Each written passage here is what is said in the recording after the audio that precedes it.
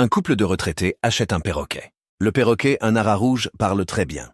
Il connaît 1000 blagues et insultes. Le premier jour, le mari dit « Bonjour, cocotte ». Le perroquet répond « T'as une tête à faire peur aux enfants ».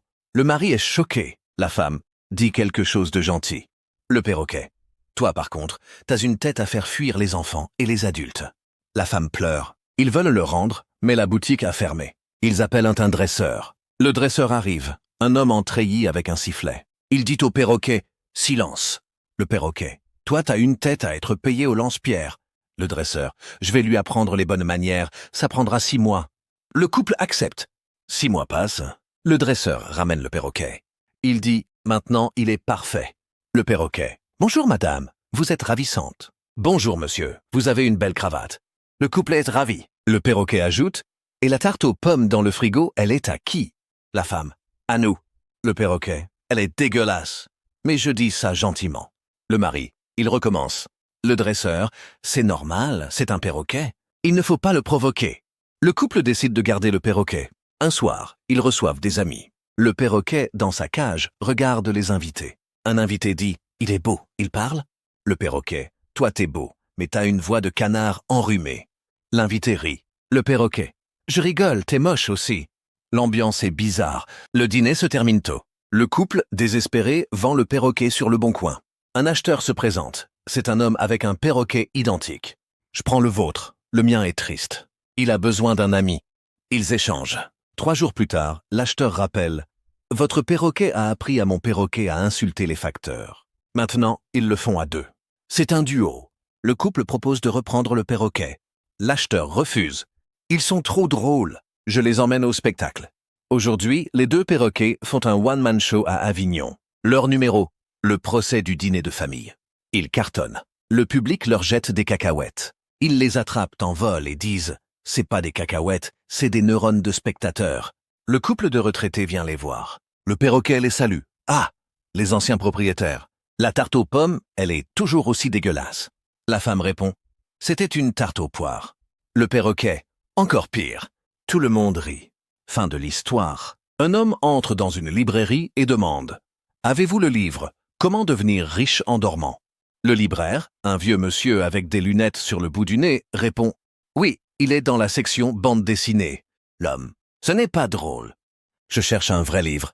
Le libraire « Alors prenez « Comment ne pas devenir pauvre en achetant des livres inutiles ?» Il est à côté de la caisse.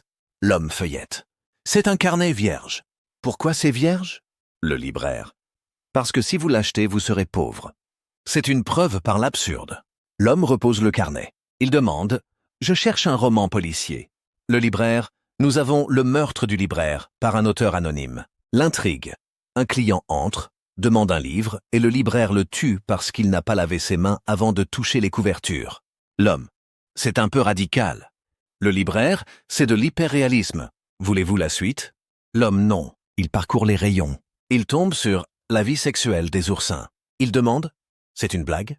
Le libraire « Non, c'est un essai très sérieux. Figurez-vous que les oursins se reproduisent en libérant des gamètes dans l'eau. C'est très romantique. Ça s'appelle la fécondation externe.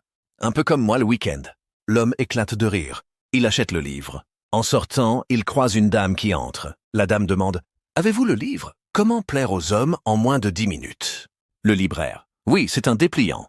Il est dans le tiroir, sous les élastiques. » La dame sort fâchée. L'homme revient le lendemain avec le livre sur les oursins.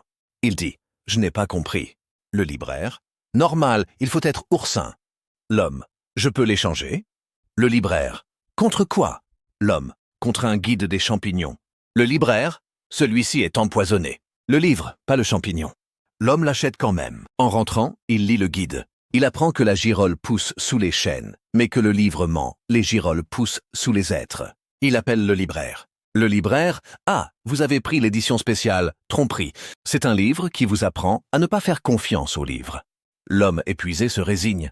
Il devient lui-même libraire. Il ouvre une boutique « Livres qui disent la vérité ». La vérité, c'est que tous ces livres sont blancs. Le client « Pourquoi blanc ?» Lui « Parce que la vérité, c'est qu'on ne sait rien. » Le client « Je veux un remboursement. » Lui « La vérité, c'est que vous n'aurez pas de remboursement. » La boutique ferme au bout d'1 mois. Il retourne chez le vieux libraire. Le vieux lui dit « Vous auriez dû prendre Comment devenir riche en dormant. » Il est dans la section Réalité. L'homme ouvre le livre. C'est un oreiller. Il s'endort dessus. Il rêve qu'il est riche. Au réveil, il est toujours pauvre, mais il a bien dormi. Il considère que c'est déjà ça.